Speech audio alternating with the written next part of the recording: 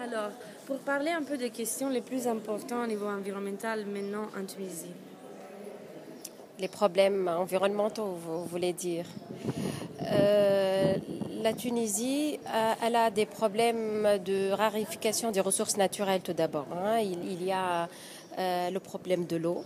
C'est un pays qui va être déficitaire en ressources en eau et aussi les ressources énergétiques. Donc c'est un pays qui devient importateur de ressources énergétiques. C'est un pays qui a des zones qui a un déficit au niveau du couvert végétal. Donc il y a une pression au niveau du couvert végétal et une déforestation des zones forestières. C'est un pays aussi qui souffre de la désertification, énormément de la désertification. Et aussi son impact sur tout ce qui est l'érosion du sol et tout ce qui est ressources naturelles pour les pauvres surtout qui vivent à travers, grâce aux ressources naturelles, grâce aux ressources forestières. La Tunisie aussi souffre d'un problème du littoral.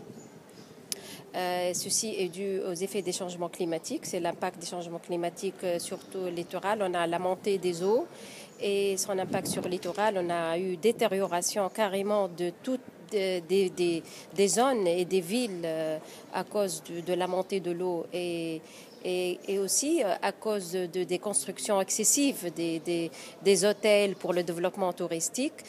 Tous les deux facteurs conjugués ont entraîné vraiment une détérioration de plusieurs zones en Tunisie. Il y a aussi les problèmes de la pollution aux déchets. On a encore tout ce qui est gestion des déchets. On a fait beaucoup, mais on en souffre encore.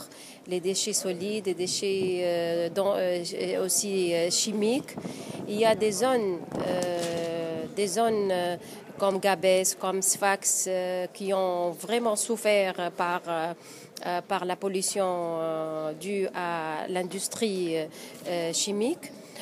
Ça, c'est tout ce qui est aussi pollution de l'air.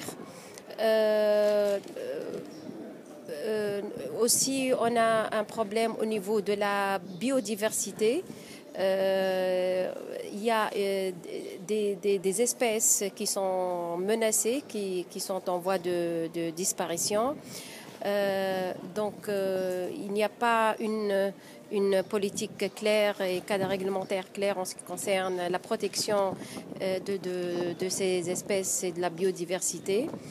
Donc voilà, il y a comme tous les pays de la région de la Méditerranée, surtout c'est l'eau vraiment. Hein, moi je considère que c'est le problème numéro un, c'est l'eau, à cause de la rarification des ressources, mais aussi on a la salinisation de la nappe d'eau à cause des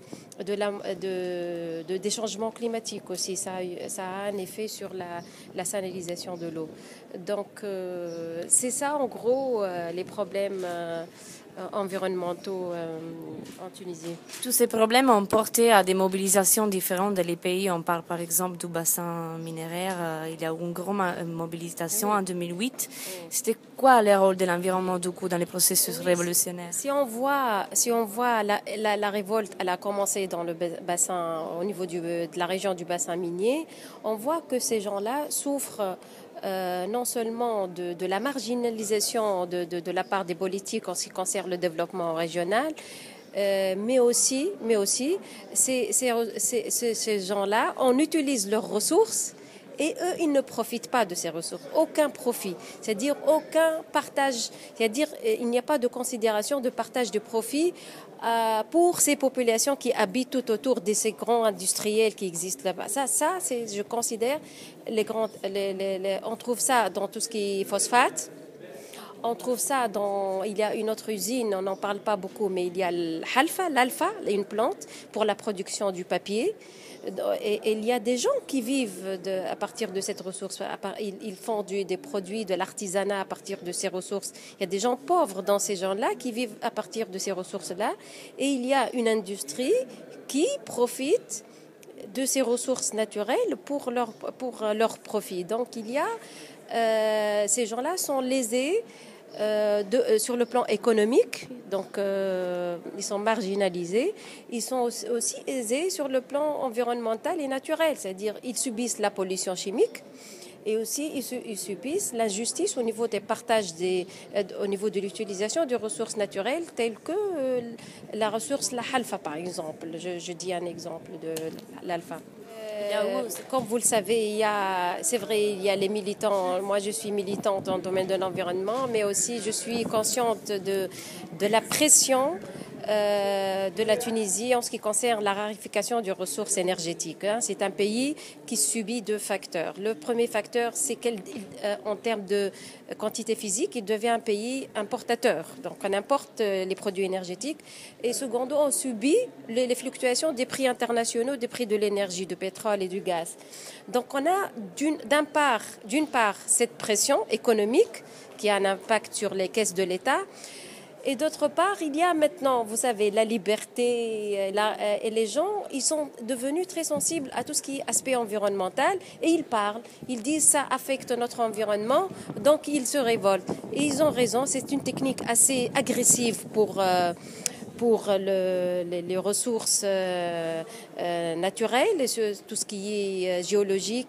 Et elle demande beaucoup de vigilité, beaucoup de sécurité, et les gens ne sont pas sûrs de garantie de cette technique et de son impact sur l'environnement.